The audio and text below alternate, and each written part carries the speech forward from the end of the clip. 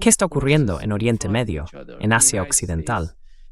Tenemos dos fuerzas enfrentadas. Estados Unidos, junto con Israel, está preparando un ataque contra Irán, e Irán está totalmente preparado, por lo que he visto y por lo que he oído de funcionarios cuando estuve en Irán. Ahora mismo, ¿qué sabemos? El segundo portaaviones estadounidense, el Gerald R. Ford, acaba de cruzar el Océano Atlántico. Así que, si Estados Unidos llega a la región, tendrá 2 portaaviones, 15 destructores y varios nucleares, con un total combinado de unos 600 misiles de crucero Tomahawk.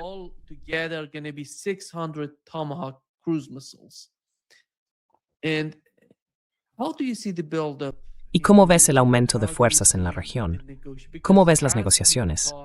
Porque, mientras hablamos, los equipos iraní y estadounidense están en Ginebra, preparándose para una nueva ronda de conversaciones, la segunda ronda después de la guerra de 12 días. Y en cuanto al aumento militar, ¿cuánto tiempo puede continuar?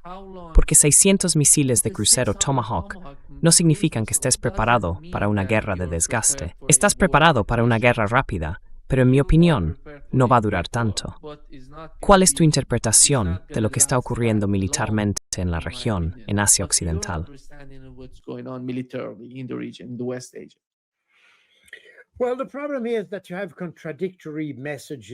Bueno, el problema es que hay mensajes contradictorios sobre la situación en Irán.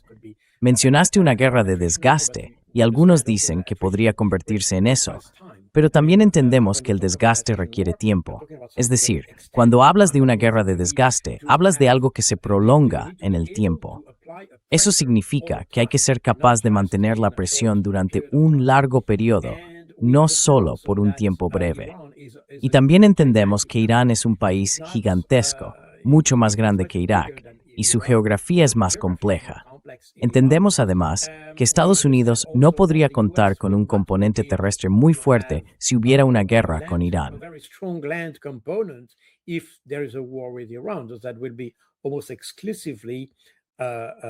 Eso sería casi exclusivamente Irán, una guerra de misiles, una guerra aérea y cosas por el estilo.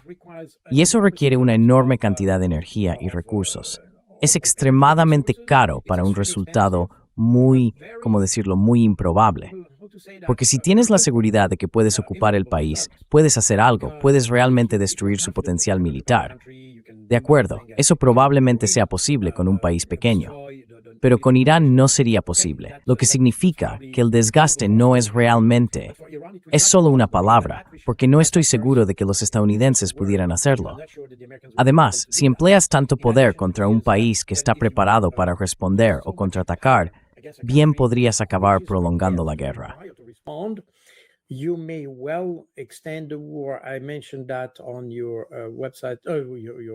Mencioné que en tu sitio web, en tu programa de blog de la semana pasada o por ahí, se decía que incluiría a Israel, casi con toda seguridad.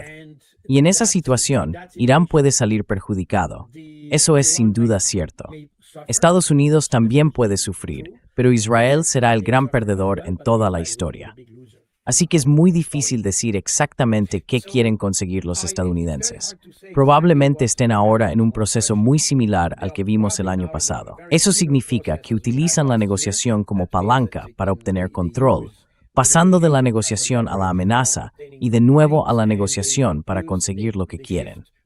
Pero una vez más, no estoy realmente seguro de qué quieren lograr los estadounidenses en Irán. En un momento dado, estaba bastante claro que se trataba del potencial nuclear.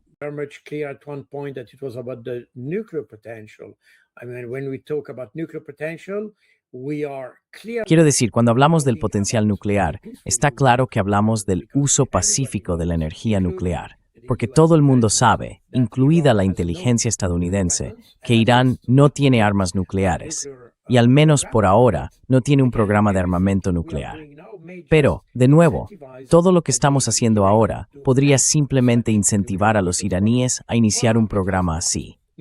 Por el momento, no lo han hecho, lo que significa que todas estas amenazas sobre cuestiones nucleares, enriquecimiento, no enriquecimiento y todo eso, no tienen que ver con el potencial militar. Se trata de Irán como potencia económica regional, Ese es el asunto, porque Irán no es una amenaza militar. No lo ha sido desde el siglo XVIII, y no veo ninguna razón para que Irán se convierta en una amenaza militar para el resto del mundo.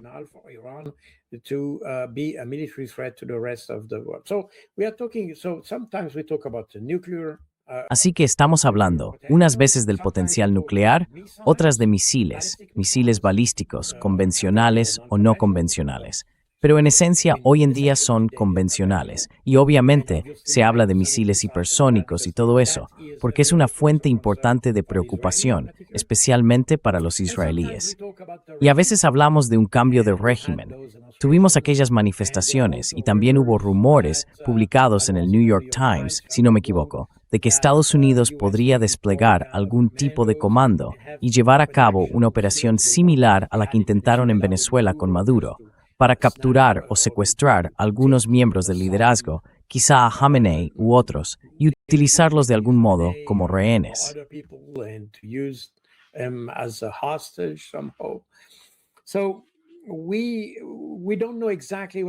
Así que no sabemos exactamente a qué apuntan los estadounidenses, y eso también hace que todo sea muy difícil de evaluar.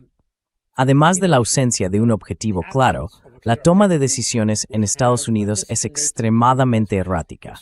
Lo hemos comentado muchas veces, pero nadie puede confiar realmente en lo que dice Trump. Cuando se le preguntó por los objetivos de una posible acción en Irán, ni siquiera fue capaz de decir qué quería conseguir. Entonces, ¿cómo se puede llevar a cabo una operación militar eficaz, a corto o largo plazo? Esa no es la cuestión. Pero se puede realizar una operación militar sin saber exactamente qué se quiere lograr.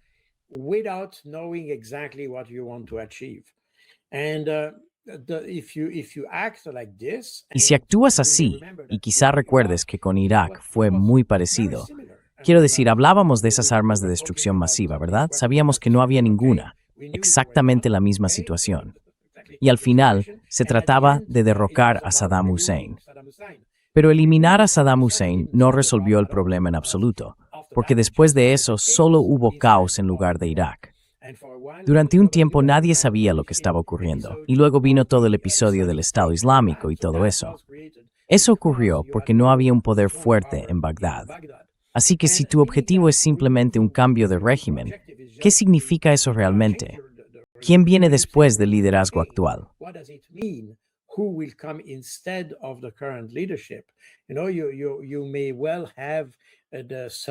Sabes, puede que tengamos al hijo del antiguo Shah de Irán.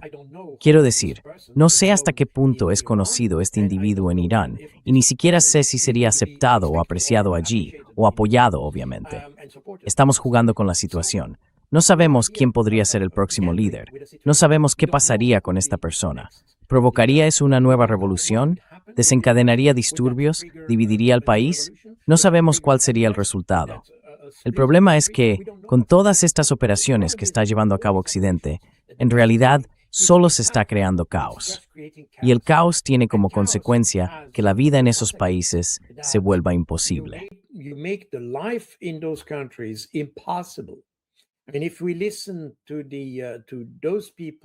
Y si escuchamos a esa gente en Davos o en la Conferencia de Seguridad de Múnich, creo que fue en la Conferencia de Seguridad de Múnich, había personas diciendo que eliminar al liderazgo de Irán beneficiaría a toda la región, mejorando la economía de Oriente Medio y todo eso. Quiero decir, ¿cómo pueden decir eso? Ni siquiera. Todo el mundo parte de la suposición de que todos odian al liderazgo actual y que, por tanto, si lo eliminas, el país se convertirá automáticamente en una democracia al estilo occidental. Ya sabes, esto es exactamente lo que la gente tiene en mente cuando habla de eliminar a Vladimir Putin. Nadie sabe exactamente quién debería ser o quién sería el siguiente.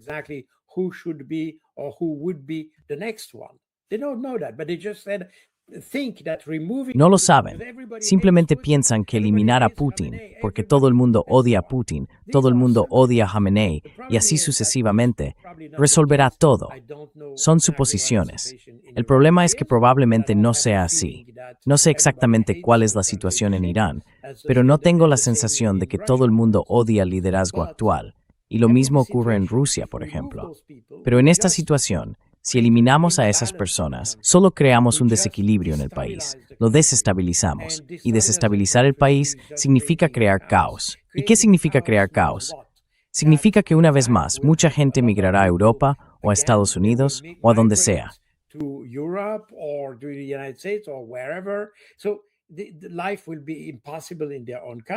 Así que la vida será imposible en su propio país. Hemos vuelto, hablo de Rusia, podríamos volver a la época en que la mafia gobernaba el país a principios de los años 90 y cosas por el estilo. Así que de nuevo, toda esta idea de que el liderazgo actual no es aceptable por razones que nadie conoce exactamente, simplemente decidimos que esas personas no eran aptas para dirigir el país. Pero esto es solo una suposición occidental. Nosotros lo declaramos. Ni siquiera prestamos atención a lo que piensa la mayoría de la gente. Y por lo tanto, todo lo que hacemos para patrocinar o promover el cambio en esos países está condenado al fracaso, porque no sabemos exactamente a quién estamos apoyando. Normalmente, acabamos apoyando a las facciones más extremistas.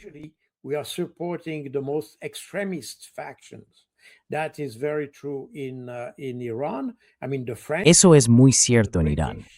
Quiero decir, los franceses, los británicos y los estadounidenses han apoyado un movimiento terrorista en Irán desde 2008, de hecho, desde principios de los años 80.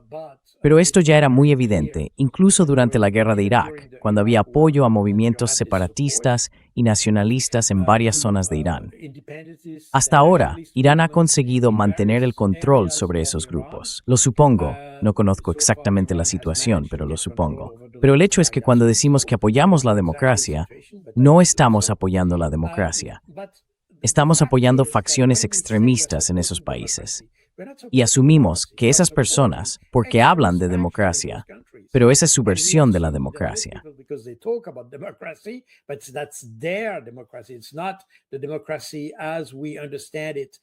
No es democracia tal y como la entendemos en, digamos, Suiza, por ejemplo. Es decir, que estamos apoyando a facciones extremistas. Y eso es exactamente lo mismo que estamos haciendo en Rusia. Es lo mismo que hicimos al principio en Ucrania. Es exactamente lo que hicimos también en Libia, donde apoyamos a los islamistas. Fueron los franceses y los británicos. Quiero decir, no hay duda de ello, porque simplemente odiaban a Gaddafi. Y por tanto, consideraban que Gaddafi no era democrático. Así que el enemigo de Gaddafi debía de ser democrático. Y ese fue el razonamiento detrás del apoyo a las facciones islamistas. Eso es exactamente lo que hicieron en 2011. Y hoy, lo que hay es caos.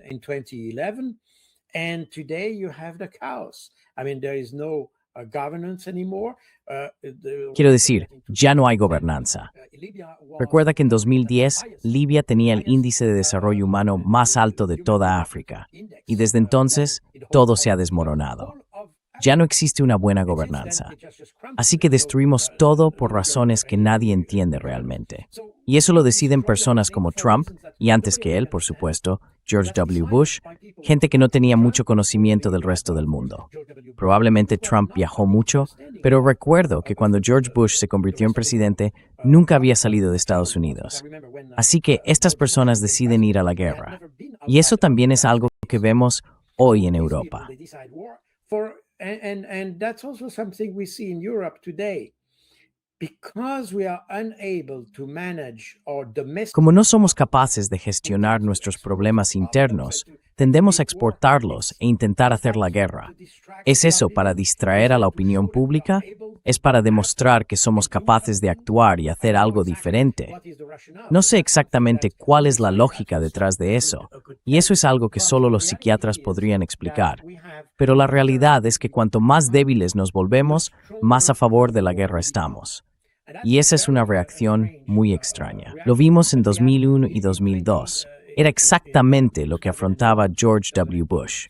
No había cumplido sus promesas en casa, así que empezó a exportar el problema, a convertirse en el que tomaba las decisiones sobre la guerra, porque no era capaz de desempeñar ese papel en los asuntos internos.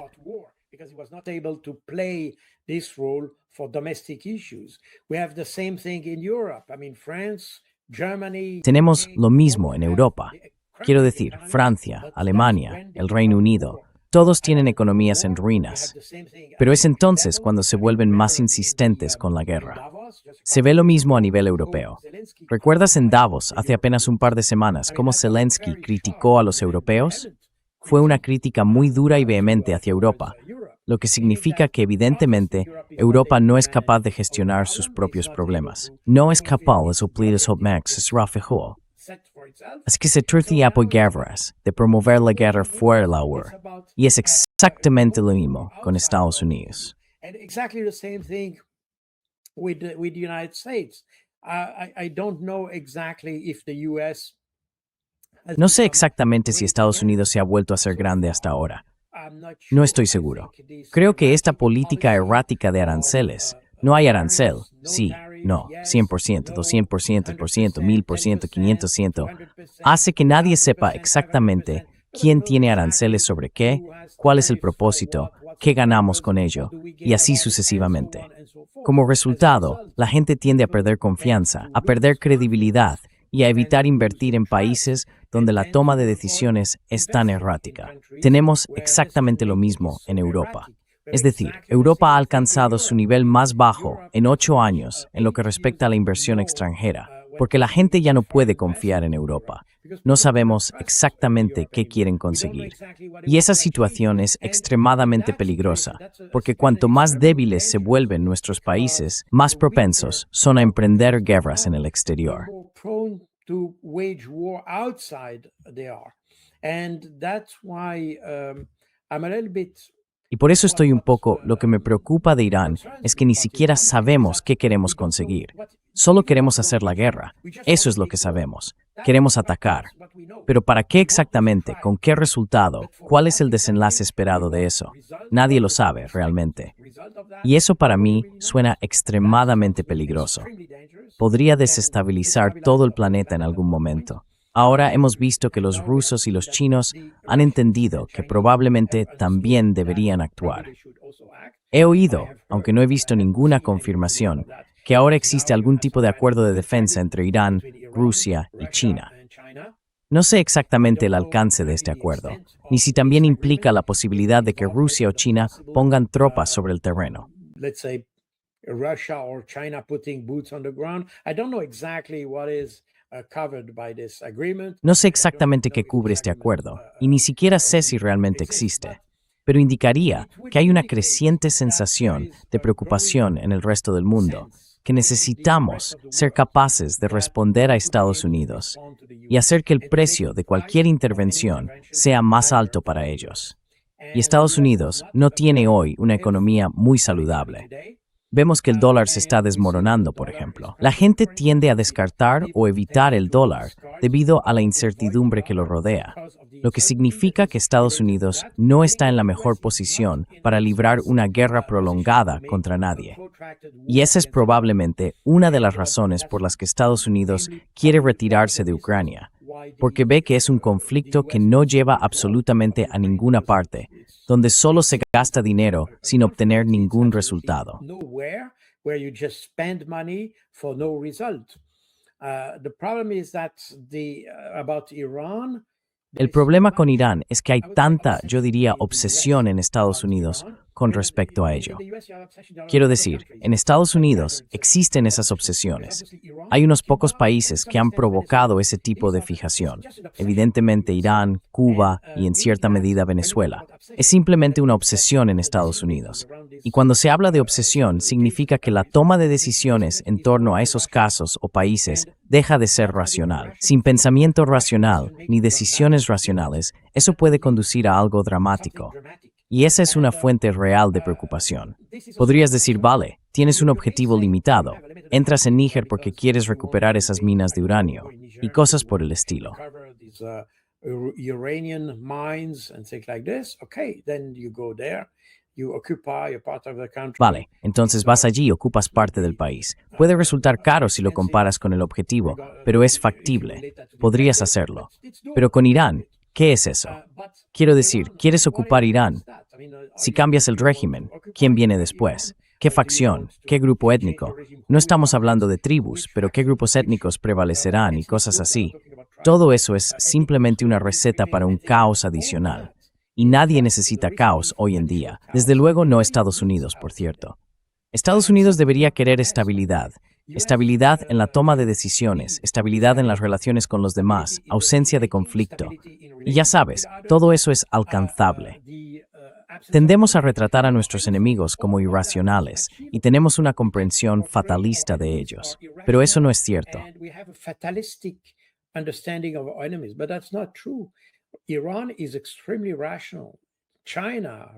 Irán es extremadamente racional. China y Rusia también han demostrado ser extremadamente racionales, lo que significa que sería muy fácil llegar a acuerdos con ellos. Pero cuando hablamos de un acuerdo no es, si no haces eso, te disparo. Ese es un acuerdo al estilo de la mafia. Un acuerdo real es cuando ambas partes ven un beneficio en cooperar entre sí. Todas las partes deberían obtener algo. Puede que no sea exactamente la misma cantidad o el mismo nivel de beneficio, pero todos deberían quedar satisfechos con el acuerdo. Y eso requiere hablar, requiere diplomacia, requiere diálogo, y eso puede aplicarse a cualquier país. No veo ningún país que necesite ser atacado hoy.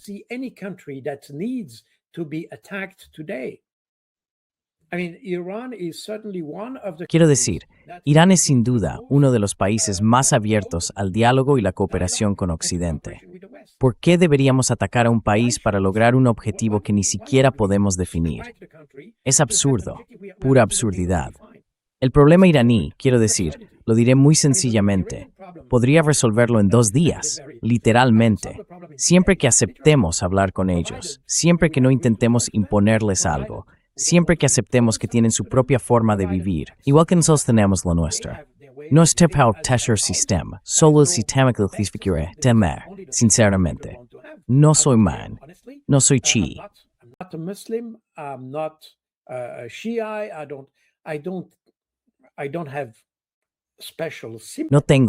No tengo ninguna simpatía especial por ningún gobierno, pero al mismo tiempo, ¿por qué debería preocuparme? Quiero decir, este no es mi problema. Simplemente debería mantener buenas relaciones con la gente. Y si los iraníes consideran que eso es lo que quieren, bueno, esa es su decisión, no la mía. Y eso es algo que la gente en Occidente se niega a entender. No aceptamos que Rusia sea así, que Irán sea de tal manera, que Irak, bla, bla, bla. Queremos algo diferente. Ni siquiera sabemos exactamente qué queremos, por cierto. Solo sabemos que no queremos lo que existe. Simplemente queremos algo diferente. Pero, no lo sabemos. Y eso creo es totalmente estúpido. Así que no sé exactamente qué saldrá de eso.